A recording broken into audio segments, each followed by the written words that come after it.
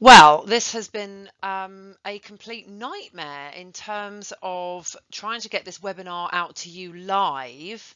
I've tried it 3 times now, and I'm just going to stop, and I've conceded I'm just going to record it like this because it's just too unstable for some reason. I don't know what's going on this week. My sincere apologies, ladies.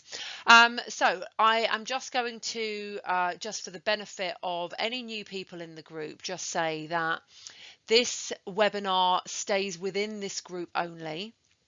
I would love to have your comments and your feedback as we go through. I'm so sorry that we're not doing it live. It's just been just too unstable.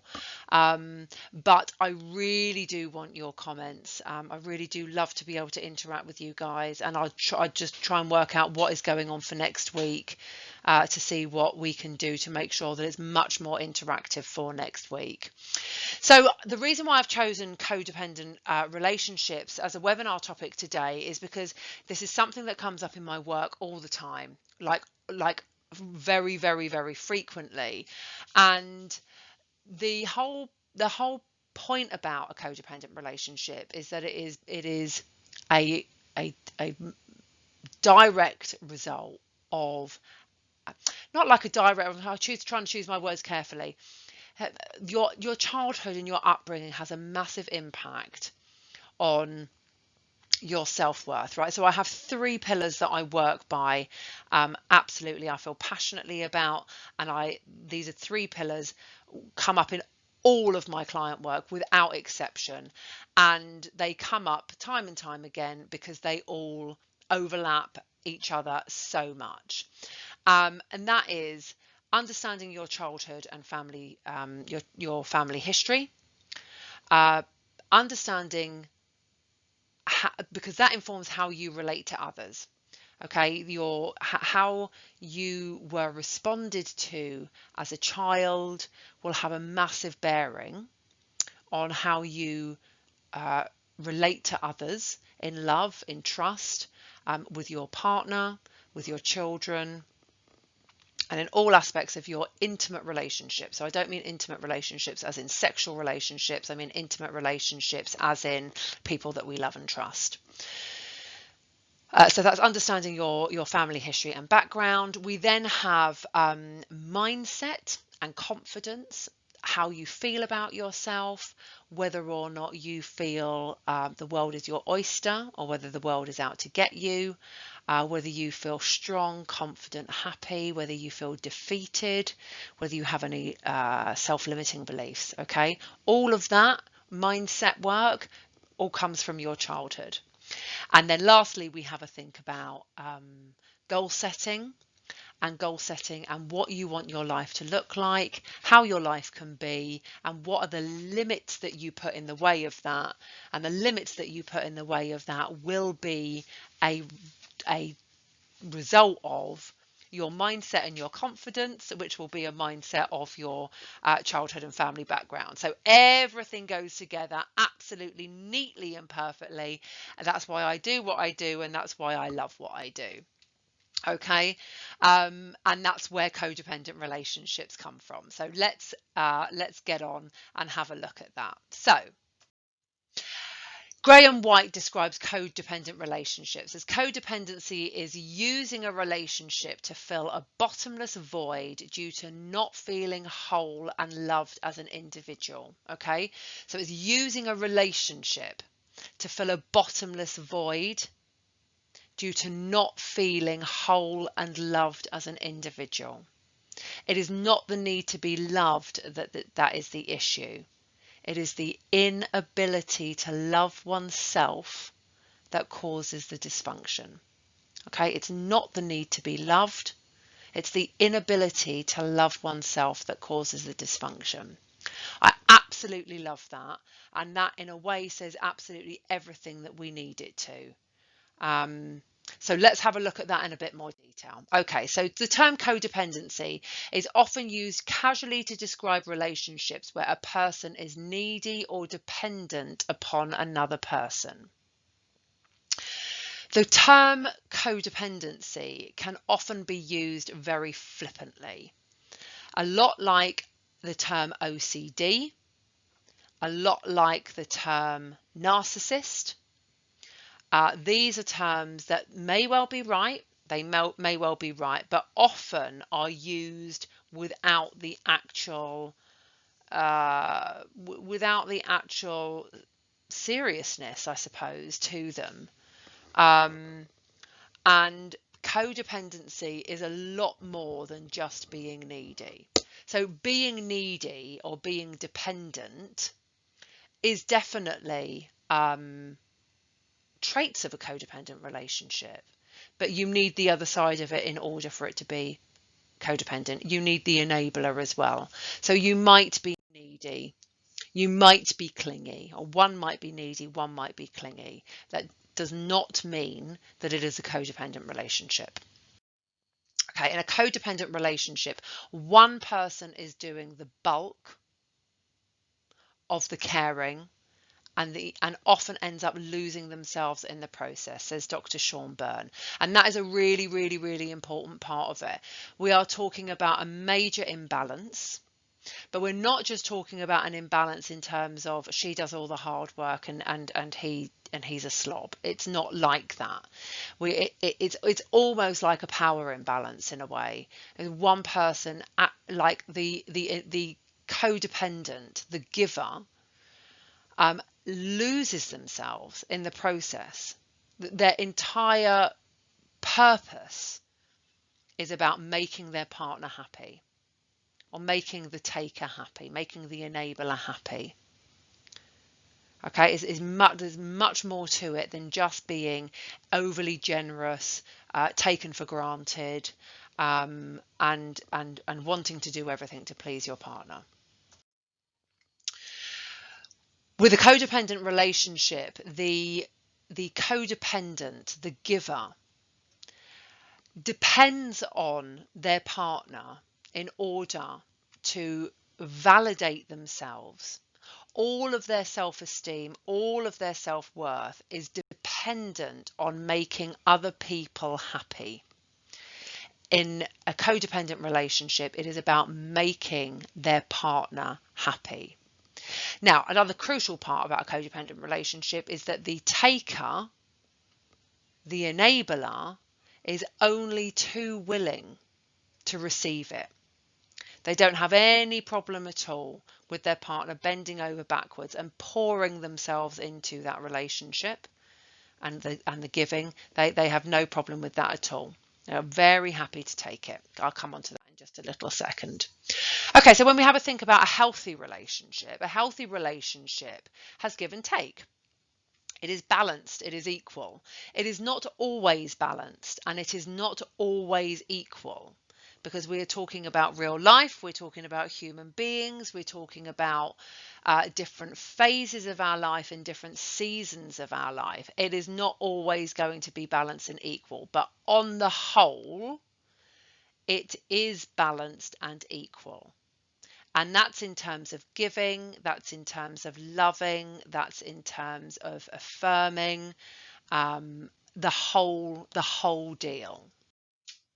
In a codependent relationship, there are typically two types. Okay, so I've alluded to this already. We have the giver and we have the taker. And if we can think about the giver pouring their bucket, pouring buckets and buckets into the taker's bucket, which is bottomless. Okay, so it doesn't matter how much water is getting poured in, it just keeps going, and the taker just keeps taking and keeps taking. Okay, so the giver will have an anxious attachment style. They define themselves by their relationship, and this is one of the key points of having an anxious attachment style. So just a little bit of background on what attachment styles are. So the attachment theory basically proposes that your formative relationships, so your very earliest experience of love, of trust with your primary caregiver, will have a huge influence on how you relate to others as you go into your adult life. Now, I mean, that's very simplistic. There are obviously factors that come into that. How you go through your childhood, how you go through your teens, how you go through your early adult life and into your adult relationships.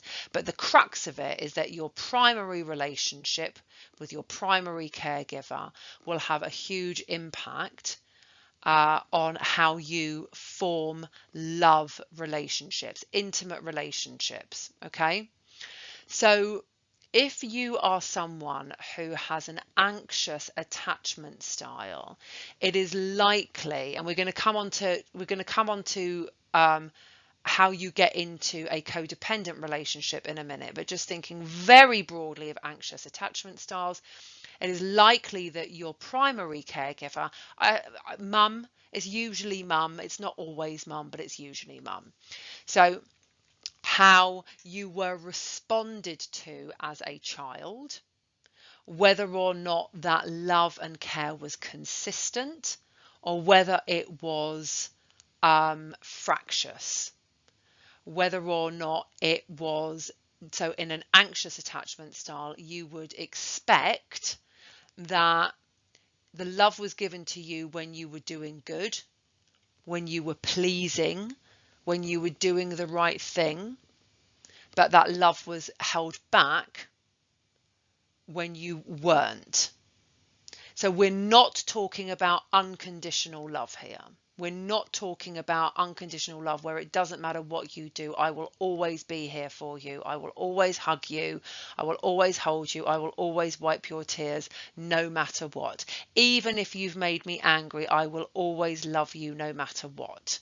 Okay? That will give you a very secure attachment style. You will grow up to be confident. You will grow up knowing that you are worthy of love.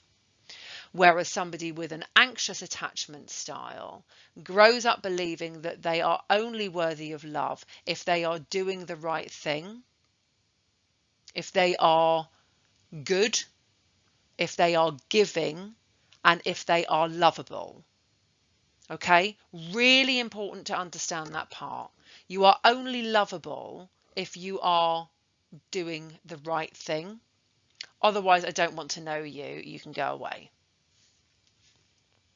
It makes me feel a bit emotional when I talk about this stuff. Okay, so conversely, okay, we have the third attachment style, which is the avoidant attachment style. The taker, the enabler in the codependent relationship will have an avoidant attachment style. They will avoid connection. Oh, we've got a little love coming in. Hello, darling. I'm just doing this. I'll be back in a minute. The avoidant attachment style will avoid emotional connection at all cost. Okay? Go next door, darling, that's fine. They will hold you at arm's length no matter what. Okay? It's so important to understand that. They will make an exception only for an anxiously attached person because they get so much more out of the relationship than they have to put in. And they can hold that anxiously attached person at arm's length, but can dangle the carrot just enough to keep them giving. Okay, so when we're talking about intimacy, like they'll be able to have an intimate relationship, maybe in terms of a sexual relationship, or maybe in terms of actually just feeding in to being able to make that person feel worthy, feel good enough, feel loved without actually having to give any of the emotion to them that the avoidant person is just, I don't want to say incapable of doing, because I don't think anybody's really incapable of doing anything, but just like absolutely avoids at absolutely all cost. Okay, so with that in mind, why might you get into a codependent relationship? Okay, now There are so many reasons. Like, I'm trying to keep this obviously as light-hearted as possible. It's a serious subject, and it's one that I know so many of my clients and so many women in this group are going to relate to. So it's important to get the message across. But I mean, obviously, I could talk about this for hours. I'm not going to, by the way. I'm going to talk about it for half an hour. Okay. Okay. So we know that we know that our attachment styles are formed in our childhood, right? So the codependent tendencies will trace back to childhood, when we first started to develop our attachment styles. And I've already explained that the attachment style of a codependent will be anxious and insecure.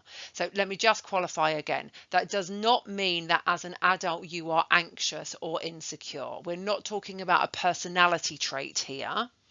We're not talking about having social anxiety or being clingy or needy, although that will obviously be a part of it. We are talking about your whole sense of purpose, your whole sense of worth and love and deserving being in the hands of somebody else. You cannot look in the mirror and say that you are worthy of love, that you are good enough, that you are fantastic, that you are fucking brilliant. You can't do all of that stuff without somebody else validating that for you. Okay? Really important to get that. People who are codependent as adults often have problems with their parental relationship as a child or teenager. Okay, so I've given you a little bit of that already.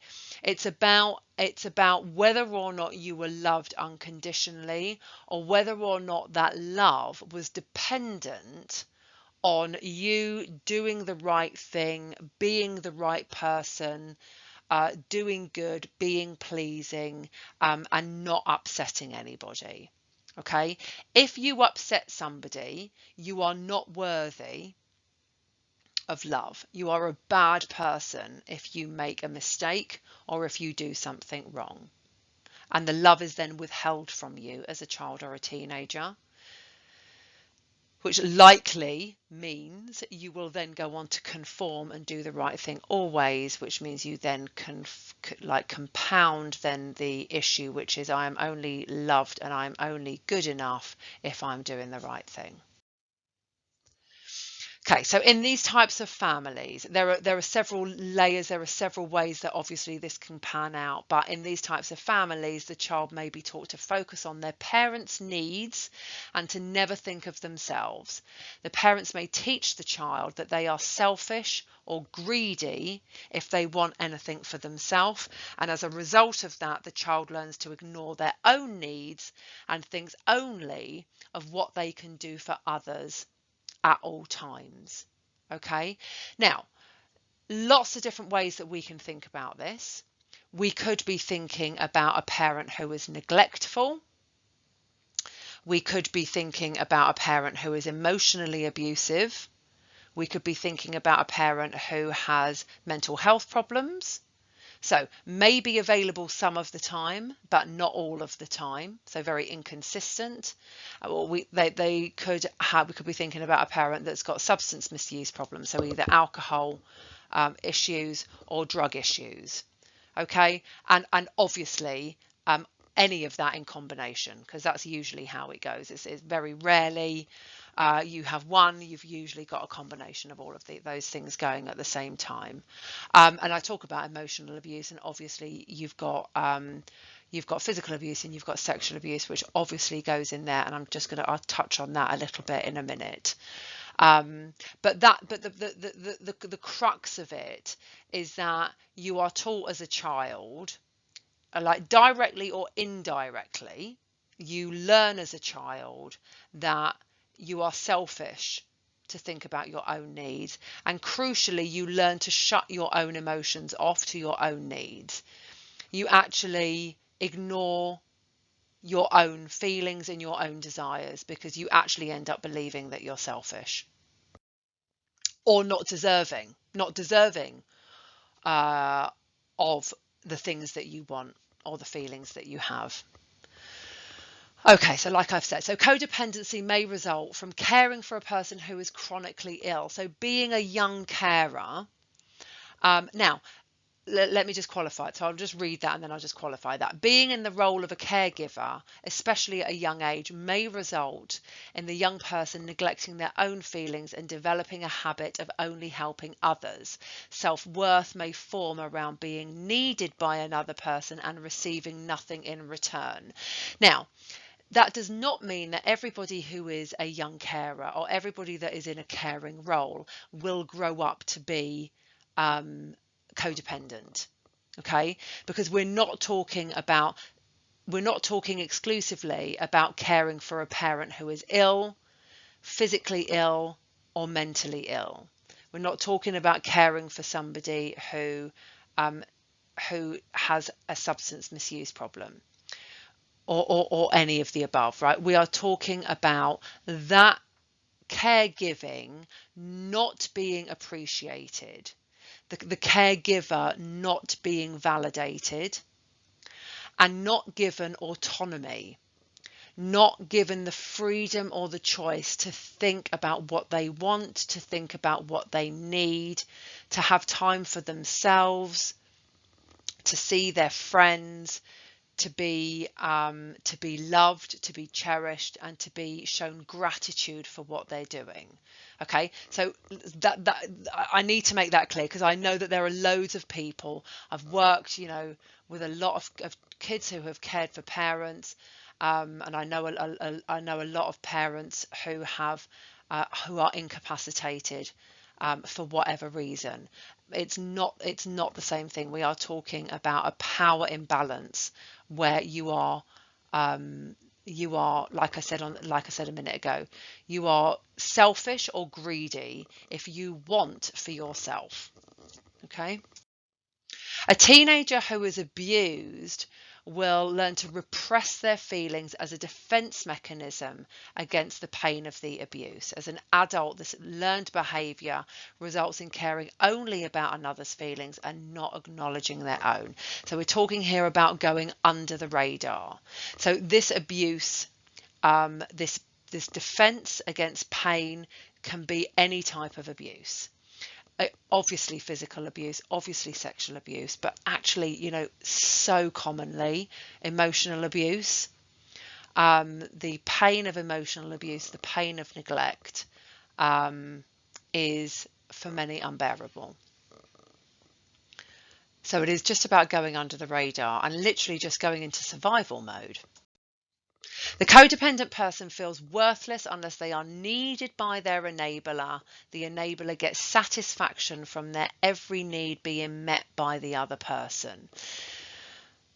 So, okay, so how does this work? This works because how do you lose yourself? Like how do you get to the point where everything is done for your partner? Now, you might, let me just see what I've put on the next. Okay, so let's go on to this bit. Okay, so the codependent has no personal identity or interest or value outside of their relationship. And this is how it happens. Okay, the person who is doing all of the pouring, all of the loving, all of the giving, the codependent is giving to their avoidant partner, who is dangling the carrot enough for the codependent to be able to give everything to them, but to keep them at arm's length.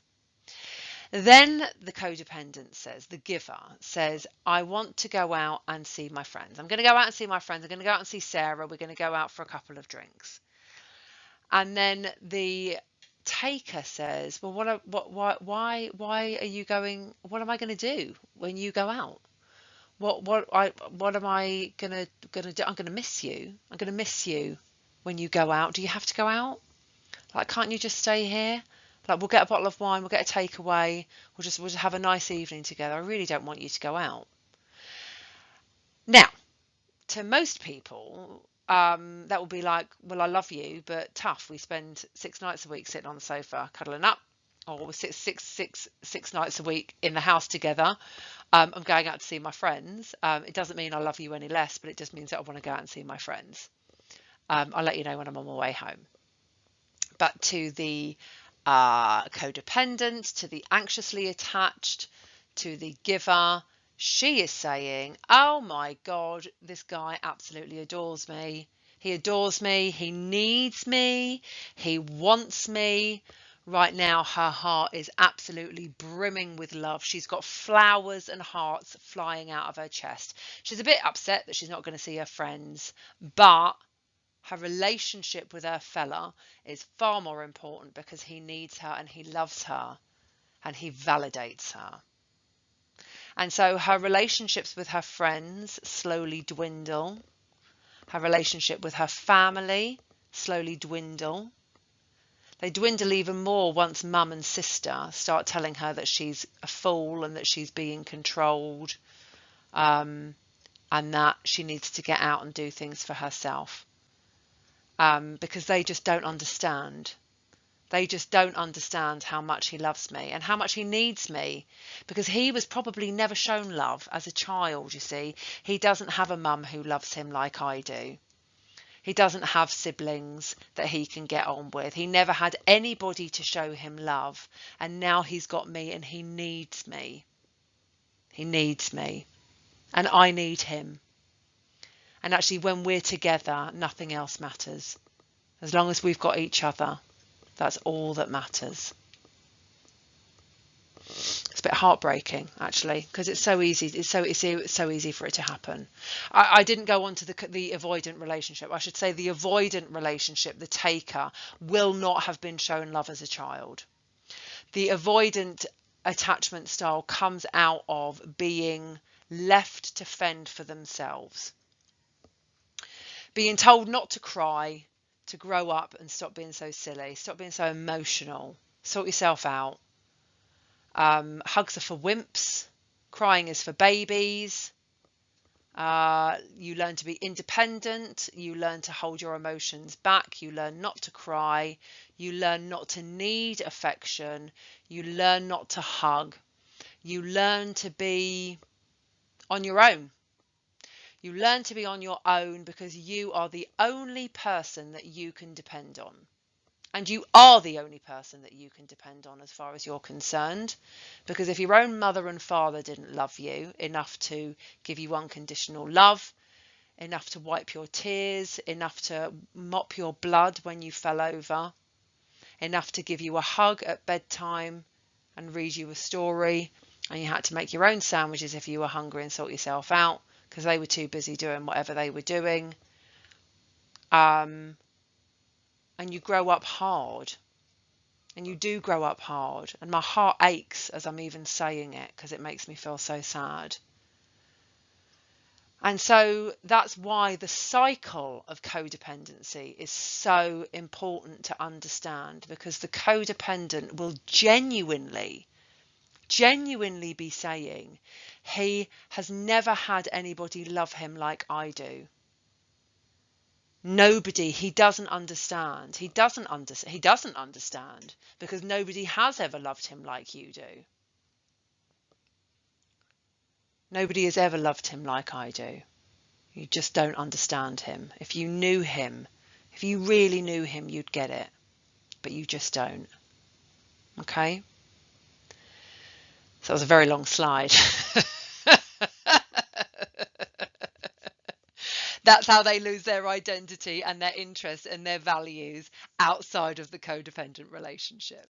Okay, they feel that their desires and needs are unimportant and will not express them. They will not express them. They may have difficulty recognizing their own feelings and needs at all. I don't think I need to go over that. I think I've explained that enough. Okay, so what can you do about it? What can you do about it if you find yourself in this situation? Okay. Like all dependencies, regardless of what your dependency is, the most important thing for you to do is to recognize it for what it is. All right. Not always easy, but crucial. Doesn't matter who says what to you. Doesn't matter how much your mum says it to you, your sister says it to you, your best friend says it to you, or anybody else says it to you. It's absolutely irrelevant. Until you see it for yourself, nothing else matters. Okay? That's the most important part. Once you realize that actually we're just talking about small steps towards getting you to where you need to be. I am not talking about saying that you need to walk away from the relationship. Unless it's an abusive relationship and you need to walk away from it, then you need to walk away from it. What I am saying is that in a codependent relationship, that we are talking about a symbiotic relationship of give and take. Once you realize it for what it is, you'd make the small steps of separation. You go out with Sarah for a drink. You go out for a coffee. You go out for a meal. Obviously not during lockdown. This is all fantasy talk at the moment. But you make the small steps that you need to in order to give yourself some separation and give yourself a little bit of yourself back. Find a hobby. Take an activity. Do whatever it is you need to do. All right? Join a gym, join yoga classes, join a running group, join Spanish classes. Like whatever it is you want to do whatever it is you want to do. Small steps, not talking about doing anything major. Okay? Find validation in yourself. Find something that you are good at, that you want to do, that makes you happy. It doesn't matter what it is. It doesn't matter what it is at all, as long as it makes you happy. Okay? Realize that you are worthy of more because you are worthy of more, not because somebody else is telling you that you are good enough. And spend time with your family, spend time with your friends, spend time with people who love you and want you to be happy. Okay? People that love you and want you to be happy will want what is best for you, whatever that looks like. All right? So be with those people more. Explain to your partner that you love them and you don't love them any less for wanting to love yourself a little bit more and do the things that make you happy. Okay? If you want to talk to me or anyone else, like reach out for help, speak to your friends, speak to your family. I'm personally, I think that getting unbiased support, neutral support is really important. Because I feel like sometimes our friends and our family can give us very biased, one-sided support. It's not always helpful. Obviously, sometimes it is helpful, sometimes it's not helpful. You can reach out to me, you can reach out to a local counsellor, you can reach out to a local coach, you can go to your church, like you can go wherever it is that you need to go to get some neutral support. Do that. Speak to your friends, do what you need to do, but also if you feel like you need to, get some neutral support. If anything has come up in this webinar that you would like to talk to me about, please, please, please, please, please drop me a message. I really hope that you'll be dropping some messages in the chat box below. My apologies again that this has been pre-recorded, and I will do everything I can to make sure that next time we are live and we are doing well. Okay. All right, guys, take care and I will speak to you soon.